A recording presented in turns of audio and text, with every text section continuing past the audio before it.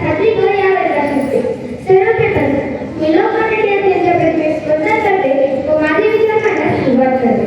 रत्नागिरीच्या मातीने हिरा चमकला, ज्याला पाहून गोऱ्या साहेबांचा थरकाप उडाला, ज्याने स्वराज्य हात जन्मसिद्ध उपमाला 23 जुलै 1856 रोजी तो लोकमान्य नावाचा बाप जन्मला. लोकमान्य नावाचा बाप जन्मला. लोकमान्य टिळक यांच्या आईचे नाव पार्वतीबाई व वडिलांचे नाव गंगाधर टिळक असे होते. टिळक लहानपणापासूनच हुशार बुद्धीचे होते व टिळकांचे उच्च शिक्षण हे डेक्कन कॉलेज येथे झाले व तिथे त्यांची भेट ही आगरकरांची झाली व आगरकरांचे आणि टिळकांचे हे ध्येय एकच होते, ते म्हणजे स्वराज्य. आणि त्यामुळे त्या दोघांची मैत्री घट्ट झाली व त्यानंतर टिळकांनी व आगरकरांनी मिळून एक शाळा उघडली व त्या शाळेत टिळक एकदा शिकवत असताना टिळकांची शाळा तपासण्यात लॉर्ड ब्रे नावाचे शिक्षण अधिकारी आहेत. ज्या शाळेत स्वराज्यासाठी लढणारे आणि लढवणारे विद्यार्थी करत आहेत त्या शाळेत इंग्रजांना पाहून किती राग आला त्या टिळकांना. शाळा तपासताना ते इंग्रज अधिकारी चुकून टिळकांच्या वर्गात गेले व जशी टिळकांची नजर त्यांच्याकडे फिरली तशा टिळकांची तळपायच्या मस्तकात गिळले. ते म्हणाले, इथे कोण यायचं आणि कोण नाही हे मी सांगेन. चला निघा इथून. खरं तर उद्यापासून मला शाळेच्या बाहेर पाठीच लावावे लागेल. Dogs and British are not allowed. यावरूनच आपल्याला कळते की टिळकांच्या मनात त्या ब्रिटिशांविषयी किती राग होता, किती चीड होती. यानंतर टिळकांनी गणेश उत्सवाची सुरुवात केली व त्यानंतर 1896चा पाठ म्हणजेच फ्लेक्सची साठी यासाठी स्वतःचा जीव धोक्यात घालून टिळकांनी पुण्यात मोफत रुग्णालय सुरू केले.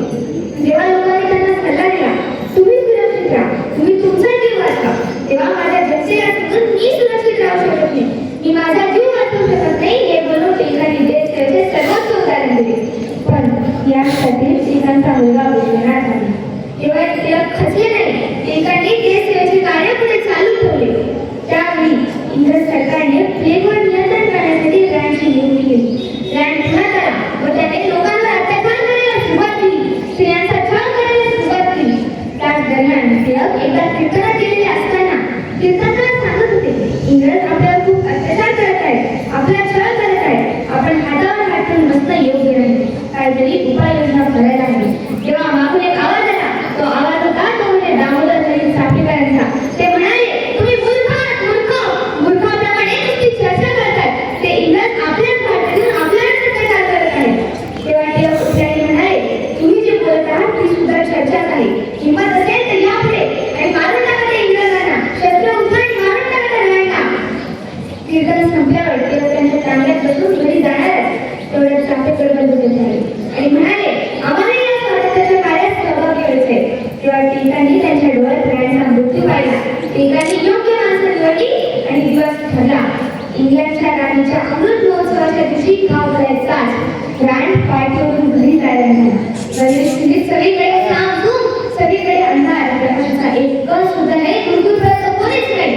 जसा तो रँड गणेश दिल्ली शिरला तेवढ्यात चाफेकर बंधू व त्यांचे सहकारी त्याच्यावर नजर ठेवून बसले आणि जसा तो रँड गणेश दिल्लीच्या मधूनच पोहोचला ते चाफेकर बंधू बाहेर निघाले. आपल्या काँग्रेसची बंदूक काढलेली थेट त्या रँडच्या छातीत टोकली आणि रँडचा वध केला.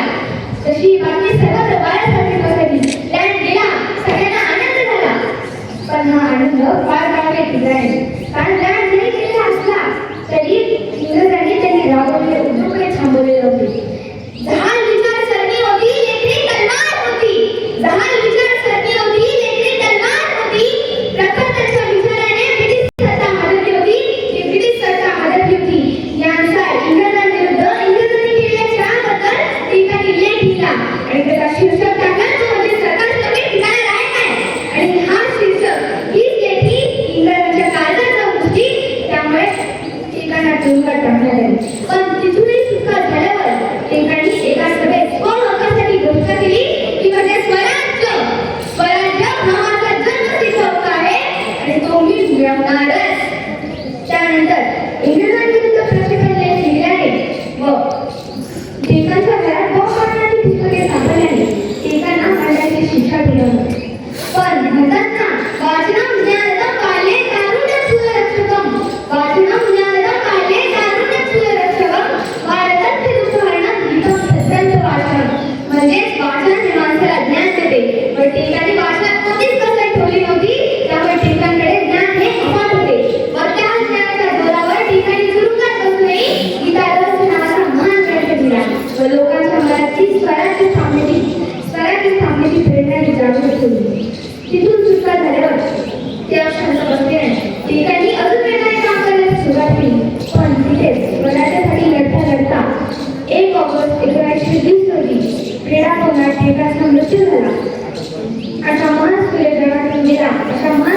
अंत झाला.